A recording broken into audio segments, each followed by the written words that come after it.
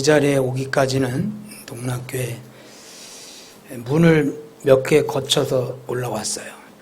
맨 밑에 1층에 문이 있고, 그 다음에 2층에 올라와서 바깥 문이 있고, 그 다음에 여기 지금 예배당 문이 있죠.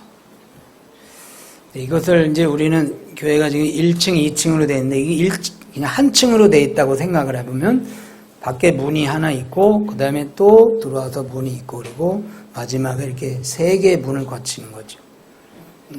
성막의 구조도 이와 비슷합니다. 바깥에 이제 문이 있고, 들어가면은 이제 또 성소와 지성소라는 그런 막이 있는데, 거기에 성소에 들어가기 위한 문이 있고, 그 다음에 그 성소에 들어가면 또 가로에 지성소를 들어가는 문이 있어요.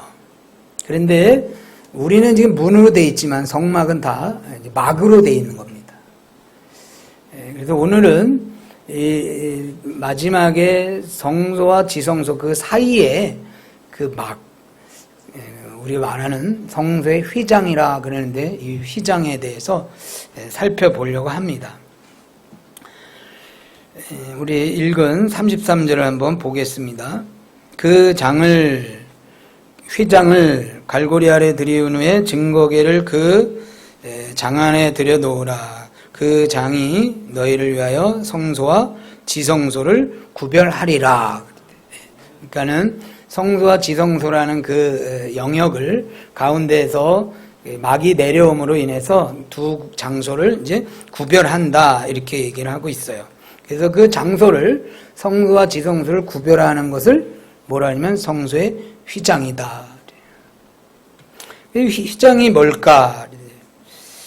요세푸스라는 역사학자에 의하면 이 휘장의 두께가 1인치다라는 설이 있고, 또 어떤 주석에는 보면 10cm다. 그 막이, 휘장이 10cm의 두께다, 뭐 이렇게 주장하는 사람도 있고요. 그 다음에 제사장들이 300명이 모여야 이 휘장을 설치할 수 있을 만큼 굉장히 무겁고 두껍고, 그 다음에 어떤 주석을 보니까 이 휘장이 대략 한 18m 정도 되는데, 그 양쪽에서 소 2마리가 양쪽에서 그것을 끌어당겨도 이게 찢어지지 않는다라고 이렇게 얘기를 하는 경우도 있어요. 그런데 하나님께서 모세를 통해서 성막을 지을 때, 그러면 성소와 지성소 그 사이에 이런 휘장을 두게 한 그런 이유는 뭘까? 그 휘장, 우리 영어로 얘기하면 커튼 또는 베일이라 이렇게 말할 수 있는데, 그 커튼을 만들으라는 이유가 뭘까? 그 커튼의 기능은, 그 역할은 뭘까? 레위기에 보면 우리가 그 이유를 살펴볼 수 있습니다. 레위기 16장 2절 같이 한번 읽도록 하겠습니다. 시작. 여호와께서 모세에게 이르시되 내 형 아론에게 이르라. 성소의 장안 법궤 위 속죄소 앞에 무시로 들어오지 말아서 사망을 면하라. 내가 구름 가운데서 속죄소 위에 나타남이니라. 아멘. 거기 보면 휘장을 마련해 놓고 그 지성소 안으로 무시로라는 말이 나와요. 무시로 들어오지 말아서. 그러니까 아무 때나 막 들어오지 않도록 그 영역을 지금 막아놓고 있는 게 이게 커튼의 어떤 기능이다. 그 다음에 레위기 또 한 구절 보겠습니다. 16장 34절 또 같이 읽겠습니다. 시작. 이는 너희의 영원히 지킬 규례라. 이스라엘 자손의 모든 죄를 위하여 1년 1차 속죄할 것이니라. 아론이 여호와께서 모세에게 명하신 대로 행하니라. 아멘. 아까는 무시로 들어오지 말라 그랬잖아요. 출입금지 구역이에요. 그런데 들어올 수 있는 날이 있어요. 그게 언제냐면 저기 보면 1년에 한 번. 그것을 대속죄일이라 그래요. 대속죄일 그날 대제사장만이 그 휘장을 안으로, 성소에서 지성소 안으로 이렇게 들어간다. 하나님께서 그렇게 영역을 이제 허락하신 거예요. 그러면 하나님께서 그것을 이렇게 제한하는 이유는 뭘까? 우리가 이 성막을 배우면서 최초의 성막은 어디라고 그랬습니까? 에덴 성막. 네. 에덴 동산이 이게 성막이라는 거예요. 그래서 거기에 이 하나님께서 이렇게 지성소와 성소를 구별해서 막으신 이유가 나와 있다 그거예요. 가보도록 하겠습니다. 창세기 3장 24절.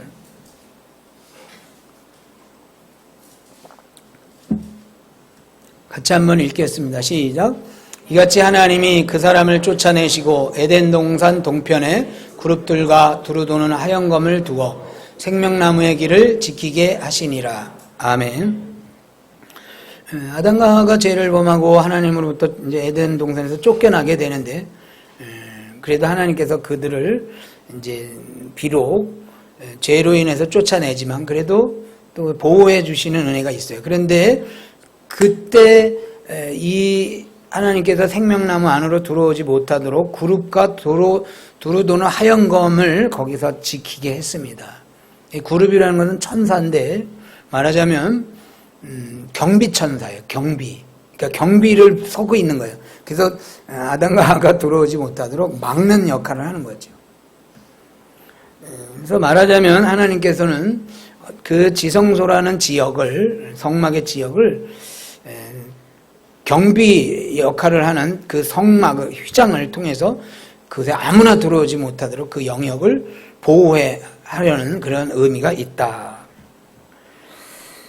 그래서 우리가 어떤 사건이나 사고가 일어나면 그 경찰이 가가지고 이렇게 폴리스 라인이라고 그래가지고 이렇게 딱 줄을 쳐놔요. 그렇죠?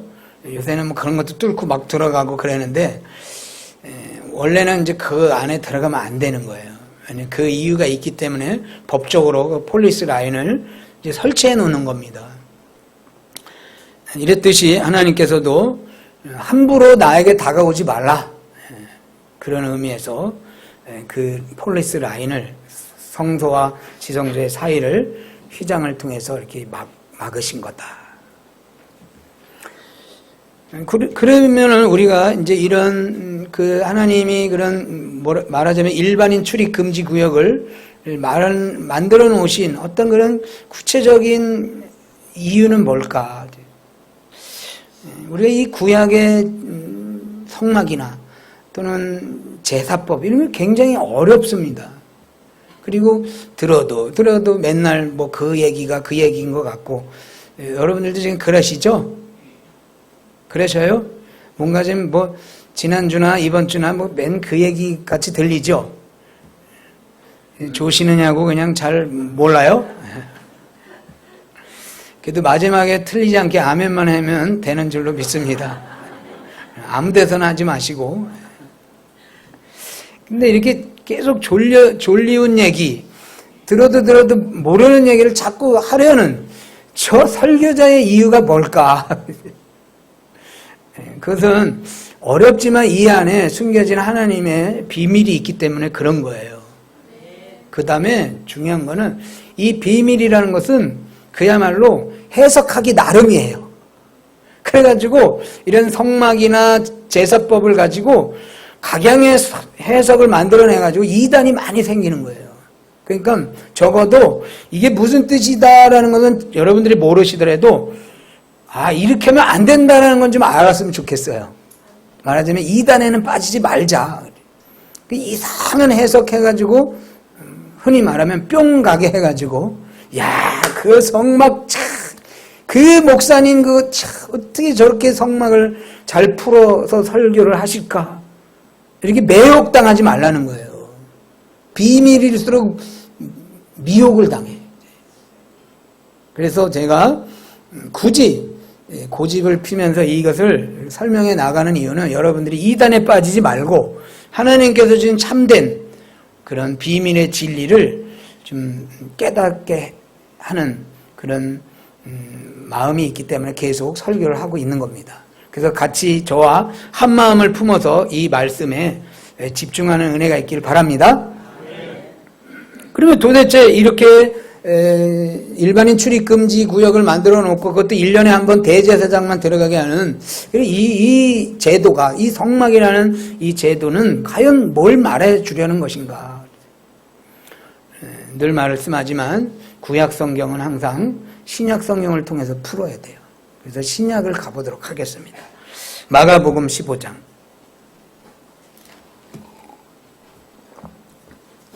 (37절)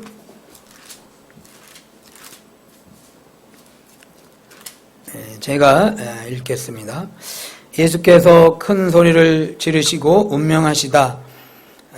38절 같이 읽습니다. 시작. 이에 성소 휘장이 위로부터 아래까지 찢어져 둘이 되니라. 아멘.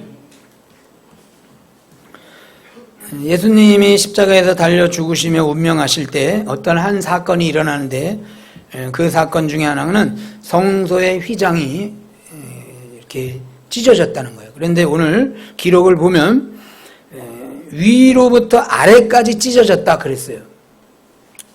이것은 무슨 얘기냐면 자연 누가 와가지고 인위적으로 이걸 찢었다라는 것을 말하는 게 아니에요. 사람이 오면, 여러분들 여기 커튼이 있으면 그것 좀 찢으세요 그러면 아래서부터 위로 이렇게 찢잖아요. 그렇죠? 근데 이거는 위에부터 아래로 찢었다. 그 다음에 또 하나는 찢어져가지고 둘이 됐다 그랬어요. 둘이라는 게 쫙 갈라졌다는 거예요. 반쯤 찢어진 게 아니라. 근데 아까 얘기한 대로 적어도 1인치 정도의 두께 내지는 10cm 정도의 두께라면, 그것이 소가 끓어도 잘 안 찢어지는 것이라면 이게 사람이 찢을 수 있냐 이거예요. 이건 뭘 말하냐면 기적이래요. 초자연적 역사. 근데 하나님이 어떤 사건에 초자연적 역사를 일으키실 때는 거기에는 반드시 어떤 깊은 의미가 있는 거예요. 물을 변화시켜서 포도주를 만드셨다 그러면 거기에는 어떤 상징과 의미가 있는 거예요. 마찬가지로 이 휘장이 찢어졌다는 것도 어떤 초자연적 역사에는 하나님이 우리에게 주시려는 사인이 있는 거예요. 근데 안타깝게도 마태, 마가, 누가, 요한 이 사복음서에서는 이 예수님이 운명하시면서 휘장이 찢어진 것에 대해서 해석을 안 해줘. 보세요. 그냥 그렇게 찢어졌다. 아래까지 찢어져 둘이 되니라. 그냥 사실적 묘사 딱 하고 끝난 거예요.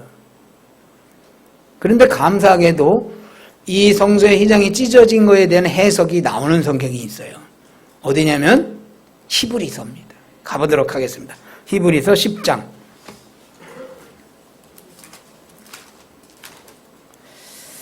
네, 11절. 같이 11절부터 14절까지인데요. 같이 한번 읽도록 합니다. 시작. 제사장마다 매일 서서 섬기며 자주 같은 제사를 드리되 이 제사는 언제든지 죄를 얻게 하지 못하거니와 오직 그리스도는 죄를 위하여 한 영원한 제사를 드리시고 하나님 우편에 앉으사 그 위에 자기 원수들로 자기 발등상이 되게 하실 때까지 기다리시나니 저가 한 제물로 거룩하게 된 자들을 영원히 온전케 하셨느니라. 아멘. 히브리서 10장의 얘기는 예수님이 십자가에서 죽으신 그 사건을 한 제사로 보는 거고, 그 다음에 그 제사와 비교하는 것은 구약의 제사 내지는 성막 이런 것들을 지금 비교해서 설명하고 있는 거예요. 그런데 11장 보면 제사장마다 매일 서서 섬기며 자주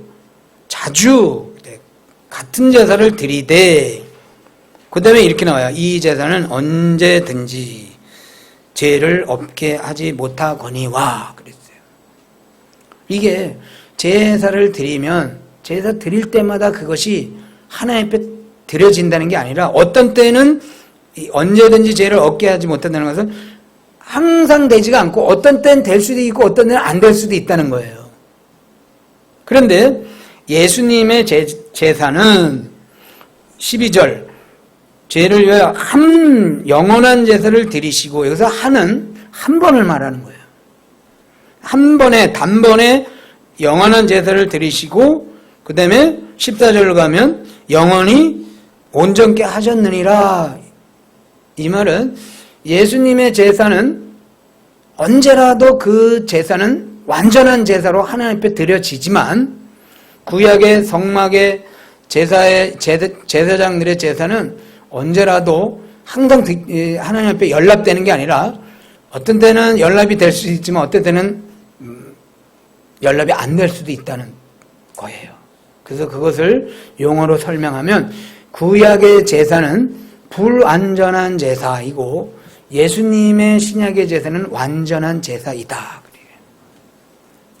그래서 성막이 그 휘장이 찢어진 것은 뭘 말하냐면 그동안에 불완전한 제사 제도를 가지고 하나님을 섬겼던 그 백성들이 이제부터는 예수로 말미암아서는 완전한 제사 제도를 통해서 하나님을 섬긴다. 그런 의미예요. 그래서 예를 들어 설명을 해보도록 하겠습니다. 여러분들은 구약 백성으로 사는 게 좋겠어요? 신약 백성으로 사는 게 좋겠어요? 저는 구약이 좀 좋아요. 얘기를 해볼게요. 이제 제가 구약 백성입니다. 죄를 지었어요. 용서를 받으러 이제 성막에 나왔어요. 성막에 들어가면은 이제 제단이 있어요. 거기서 자기 죄 진 사람이 동물을 이제 잡아요. 그래서 이제 피를 가지고 이제 제사장이 이제 성소에 들어가고, 그 다음에 1년에 한 번 대속죄일이라는 날은 대제사장이 지성소까지 들어가는 거예요. 그런데 지성소에 들어가는 것은 1년에 한 번이니까 어떤 의미가 있냐면 1년 동안의 죄를 가지고 들어가는 거예요. 말하자면. 그런데 이제 백성들이 매 죄 질 때마다 하나님 앞에 용서를 빌었는데, 그래도 우리도 그러잖아요. 하나님 앞에 또 용서해달라고 그래도 또 아직도 내 안에 죄가 많이 있죠. 그죠? 어떤 사람은 1년 묵은 죄를 가지고 오늘 나오신 분도 있을 것 같아. 계속 용서에 대한 확신이 없을 수도 있잖아요. 그죠? 혹시 1년 묵은 죄, 아니면 뭐 2년 전, 아니면 30년 전의 죄도 여러분 이 마음 안에 묵은 것도 있을 수도 있는 거예요. 그래서 올해 이번에 대속죄일 날은 제발 내 죄를 가지고 나왔을 때 대제사장이 들어가서 지성소에 들어가서 하나님 앞에 속죄를 드릴 때 제발 이것이 연락됐으면 좋겠다. 이런 소원이 있겠죠.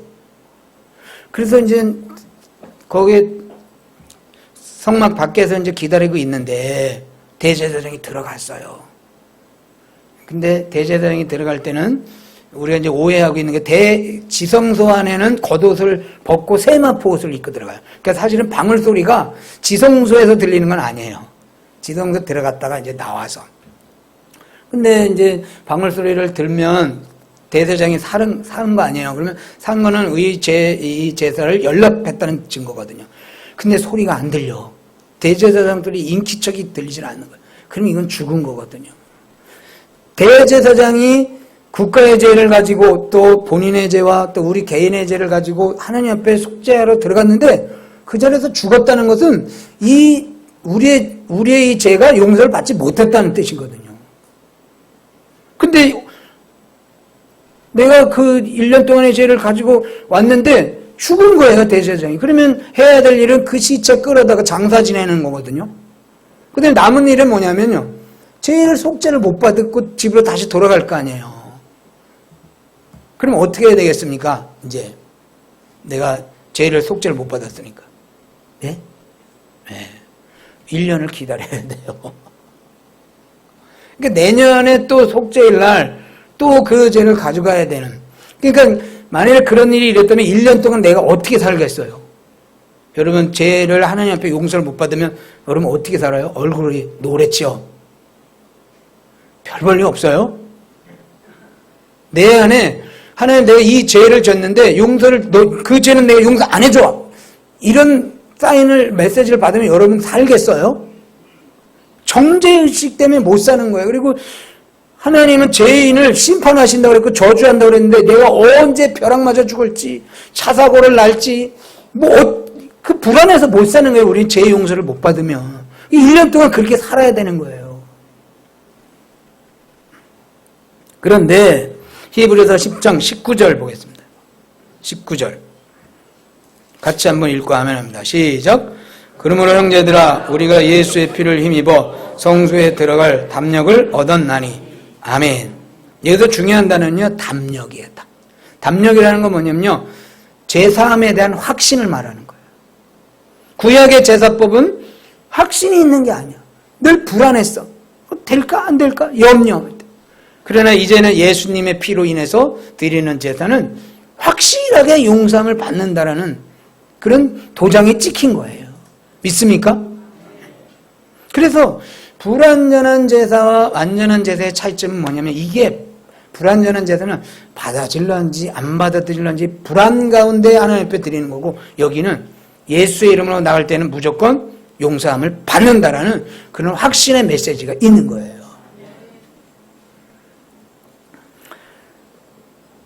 제가 대속죄일이라는 그 단어를 가지고 인터넷을 쳤더니 대속죄일에 대한 설명이 그냥 수도 없이 계속 나요. 도배하듯이.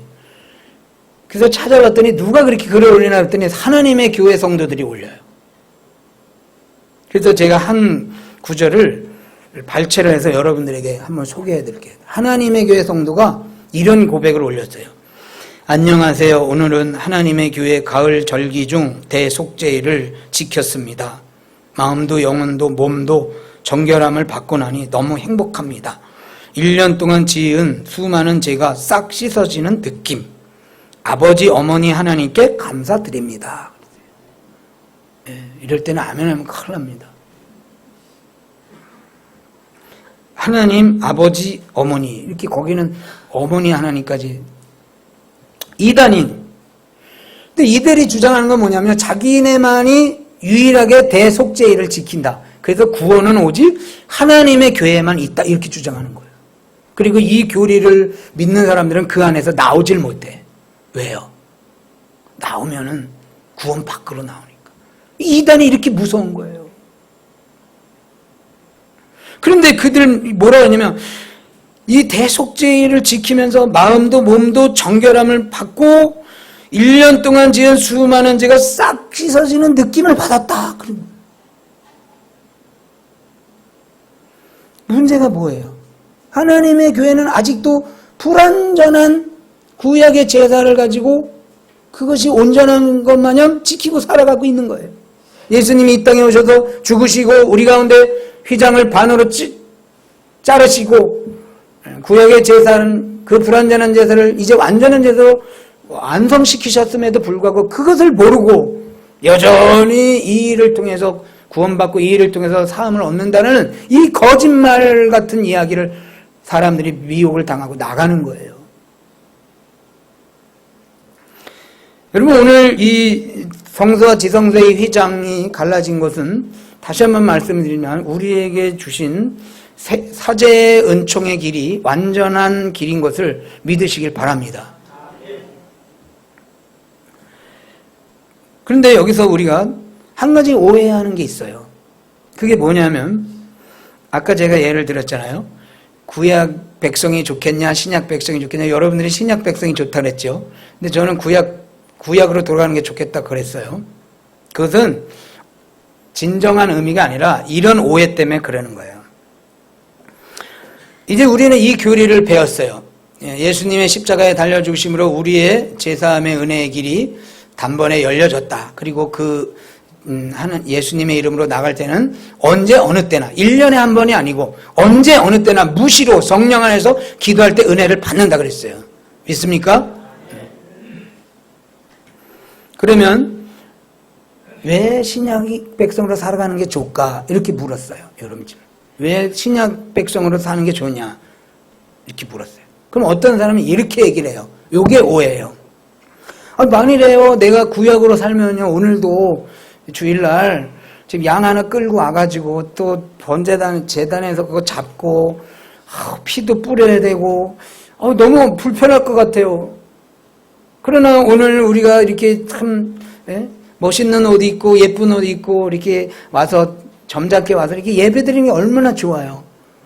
저는요 구약으로 들어가면 저는 못 살겠어요. 이렇게 생각하는 사람이 있는 거예요.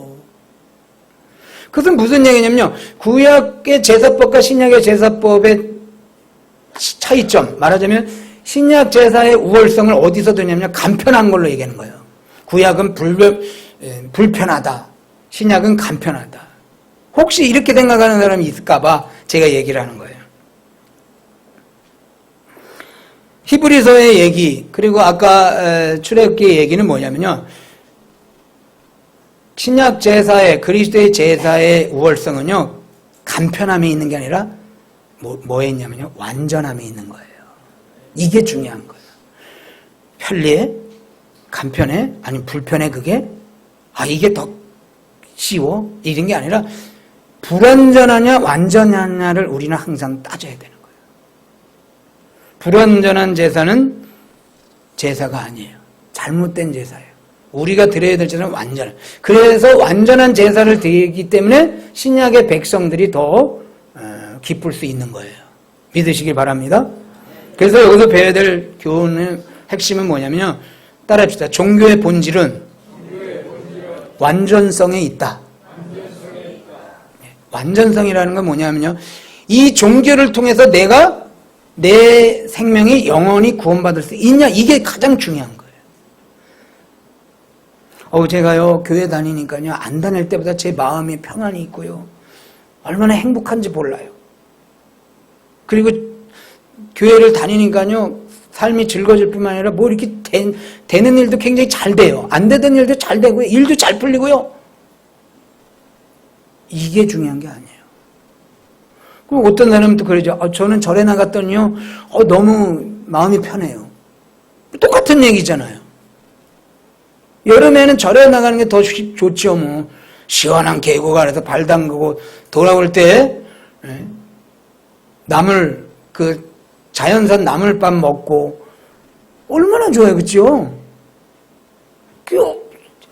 편리하냐 또는 행복하냐 즐겁냐 이게 중요한 게 아니고 뭐가 중요하다고요? 완전하냐. 그 종교의 본질이 완전성에 있냐 그거예요. 그것을 우리 개인에게 묻는 질문은 이겁니다. 따라해 보겠습니다. 너희에게 영생이 있느냐? 있습니까? 없습니까? 영생이 제가 있느냐 물었을 때 있으면 아멘 하실 때 너희에게 영생이 있느냐? 불교에게 그 신선한 그 공기 마시고 그 좋은 불교에게 그래 좋아요. 중요한 건 뭐냐면 거기 영생이 있느냐 물어야 되는 거예요. 편리하냐?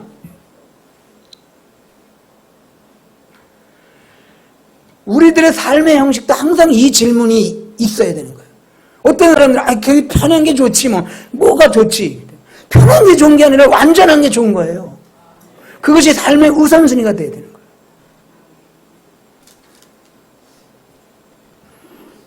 그래서 나는 구약제사보다 편한 신약의 예배를 드리기 때문에 신약이 좋다 이렇게 얘기하면 안 되고 구약제사는 불완전하지만 이제는 예수 그리스도로 인해서 완전한 제사를 내가 드릴 수 있기 때문에 이래서 내가 신약 예배가 좋은 거다 이렇게 생각을 하시고 사실은 이거예요. 그럼 만일에 뒤집어졌어. 구약 때는 오히려 이렇게 예배를 드리고 신약에 왔더니 동물 제사를 드리는 방법이 그게 완전한 거래. 그러면은 만일 동물 제사가 완전한 거면 그렇게 살아야 되는 거예요. 그럴 리는 없겠지만 혹여라도 동물 제사를 드리십시오 여러분. 그럼 드릴 거야 안 드릴 거야? 그게 완전한 길이라면 드릴 거야 안 드릴 거예요? 드려야죠. 근데 어떤 사람들은 안 드린대요. 그런 사람들이 히브리서 10장에 나와요. 가볼게요. 24절 25절 같이 24절 25절 읽고 아멘 합니다. 시작. 서로 돌아보아 사랑과 선행을 격려하며 모이기를 패하는 어떤 사람들의 습관과 같이 하지 말고 오직 권하여 그날이 가까움을 볼수록 더욱 그리하자. 아멘. 모이기를 패하는 어떤 사람들, 왜 어떤 사람들이 이렇게 모인다고 했는데 자꾸 안 모인다고 그럴까요? 그것은 신앙생활이 굉장히 피곤하기 때문에 그래요. 여러분 교회 와보세요. 헌금해라, 봉사해라, 성경 공부해라. 또 어떤 미운 사람이 와서도 용서해라. 그 다 가족이야. 형제라 불러라, 자매라 불러라. 우리는 한 공동체에 죽기까지. 막 이런 얘기를 하는데 얼마나 스트레스를 받겠어요. 그죠? 스트레스 받으시죠? 아니에요? 그러니까 불편한데도 참으래. 그냥. 그러니까 여기 보니까 모이기를 패하는 어떤 사람들, 야 교회 너무 빠지지 마. 그냥 일주일에 한 번, 그때 11시 딱 드리면 되지. 뭐 이렇게 많이 다니다가 너 시험 든다. 깊이 가봐라. 목사님도 다 장사 속에 있고 장로님들도 다 경영수단으로 막 이러면서 얘기하죠. 그죠? 그래서 멀리 이제 패하는 습관대로. 그래서 이런 생각이 든 거예요. 근데 오늘 말씀은 뭐예요? 그것이 성경 공부하라, 뭐 기도하라, 전도하라, 헌금하라 그러더라도 그것이 완전함에 있다면 그 일을 해야 되는 줄로 믿습니다.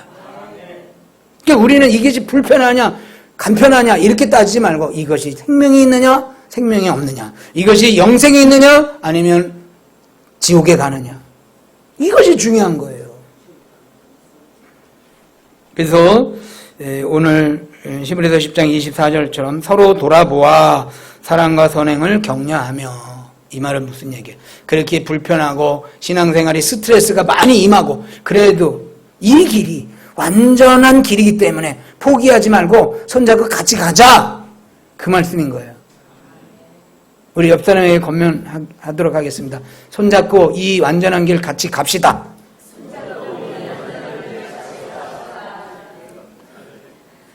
어디 갔더니 아이 그거 그냥 뭐 한 달에 한 번 나와도 좋고요, 헌금도 없고요, 11조도 없고요, 뭐 기도 안 해도 되고요, 제사 드려도 되고요, 술 먹어도 되고요, 뭐 여행 가도 되고요, 뭐 주일 성수도 그냥 형편 닿는 대로 하세요. 이런 종교가 있다 그러면 좀 생각해 봐야지 않아요? 그런 데가 있다. 가실 분. 여러분들은 그런데 미혹당하지 않길 바랍니다. 힘들고 어렵고 여러 가지 우리 마음 안에 부담이 있어도 끝까지 이 길을 걸어가는 우리 동락성도 되길 축복합니다. 마지막으로 한 구절 더 보겠습니다. 고린도전서 3장 16절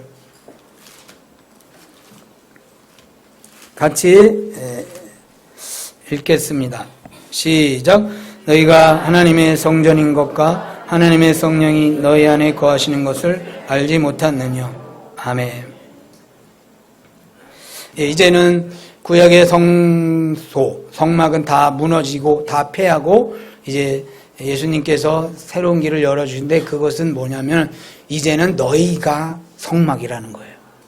이 말은 뭐냐면 너희가 지성소라는 거예요. 여러분 모두가. 이거보다 부담되는 말은 없습니다. 여러분, 특별히 우리 여성도 여러분들 가장 부담되는 일이 뭐냐면요, 시부모님 모시고 사는 거. 힘드시죠? 또 요새는 그 어머님들이 가장 부담되는 건 뭐냐면 며느리 모시고 사는 거. 요새는 또 며느리를 모시고 산대. 얼마나 부담되겠어요. 근데 그거보다 정말 부담되는 게 있는데, 그게 뭐냐면 하나님을 모시고 산대요, 여러분. 오늘 고린도전서 3장 16절에 그 얘기인 거예요. 하나님을 모시고 산다. 내가 지성소고 내가 성소니까 하나님이 내 안에 계신 거 아니에요, 성령님이. 이 말은 무슨 얘기냐면요, 휘장이 찢어짐으로 인해서 예수님이 새로운 길을 열어주셨지만 우리의 거룩성을 추구하는 것은요, 구약보다 더 강해졌다는 거예요. 구약에는요, 부담되는 사람은 대제사장이에요. 왜냐하면 대제사장은 지성소에 들어가잖아요. 그 사람은 죽을 수도 있지만 성도들은 밖에서 구경만 할 수도 있는 거예요. 그래서 구약에서는 그렇게 부담감이 크질 않았어. 물론 그 제도를 통해서 용서를 받았지만, 이게 신약에 와서는 대제사장이 내가 대제사장인 거예요. 내가 예수님을 모시고 사는 거예요. 이거보다 더 큰 부담감이 어디 있겠어요. 그래서 우리는 성막의 그 휘장이 찢어진 게 거룩함이 완화된 게 아니라 오히려 거룩함이 더 강화됐다는 것을 깨달아야 되는 거예요. 그래서 무슨 얘기냐면요, 이것이 우리 이 신약을 사는 우리가 이 구약의 제사 제도가 바뀌었다 그래서 더 행복한 거나 더 즐거운 그런 것이 아니라 완전함에 있다 그래요. 그리고 완전함이 이미 성령께서 우리 가운데 들어오셨기 때문에 이 완전함은 결코 뒤집어질 수 없고 끊어질 수 없고 영원토록 가는 완전함인 거예요. 이 사실을 믿으시고, 좀 힘들고 신앙생활에다 스트레스 받더라도 우리 같이 손잡고 이 완전한 길 포기하지 말고 가자. 함께 가길 바랍니다. 지치고 힘든 성들이 있으면, 야, 그래도 다른 길이 없지 않냐? 이 길이 완전한 길인데 우리가 쉽다고 어디를 가겠냐? 천주교를 가겠냐? 불교를 가겠냐? 어딜 가겠냐? 그 길은 다 멸망의 길이요 넓은 문이요 많은 사람들이 즐거워하고 편하다는 그 문인데 이 길이 좁은 길이고 이 길이 고난의 길이고 이 길이 어렵지만 그래도 이것이 완전한 생명의 길이니까 우리 같이 서로 격려해 주면서 이 길을 포기하지 말고 끝까지 걸어가길 주의 이름으로 축복합니다. 기도하겠습니다. 예수께서 새로운 길을 열어주시고 우리로 하여금 완전한 사죄의 은총을 베풀 수 있는 그 길을 마련해 주시니 감사합니다. 우리 마음 안에 정죄함과 판단과 또 여러 가지 죄책감으로 시달리지 말게 하시고 예수 안에서 모든 것들을 용서받고 깨끗이 씻음받는 그 은혜들을 날마다 성령 안에서 누리게 하여 주옵소서. 감사하며 살아계신 예수님 이름으로 기도드리옵나이다. 아멘.